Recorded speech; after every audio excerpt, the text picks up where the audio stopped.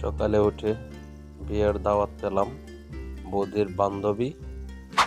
তো যেতে যেতে ভাবলাম ছোটোখাটো একটি ব্লগ শুরু করি। তো আমরা রওনা দিলাম খাদিমনগরের উদ্দেশ্যে।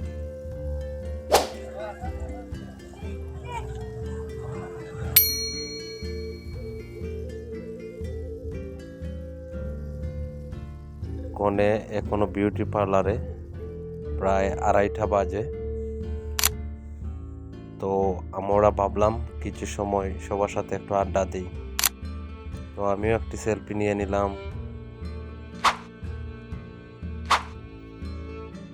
সেন্টারের বাহিরে পাই ব্রাদার্স মিলে কনের জন্য অপেক্ষা করতেছে। এই যে পাই ব্রাদার্স সবাই মিলে কনের জন্য অপেক্ষা করি। তো বিয়েতে আসা একমাত্র কারণ হচ্ছে আমার বৌদির ক্লোজ বান্ধবী। কি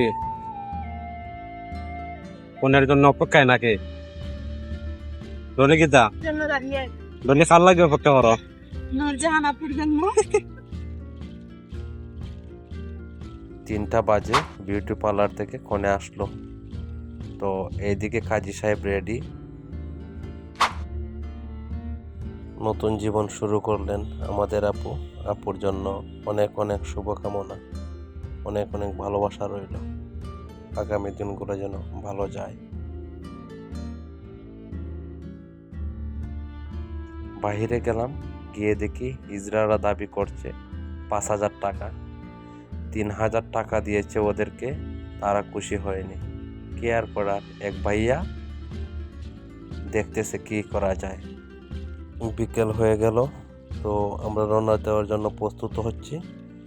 এইদিকে ফটো সেশনটা শেষ করে নিল, আমিও নিলাম, কিন্তু আমার ছবিটা আপলোড দিলাম না। আমারও সিএনজির জন্য অপেক্ষা করতেছি। এই লাইনে সিএনজি পাওয়াটা অনেক টাফ ব্যাপার। ব্লগটি এই পর্যন্তই, সবাই সাপোর্ট করবেন।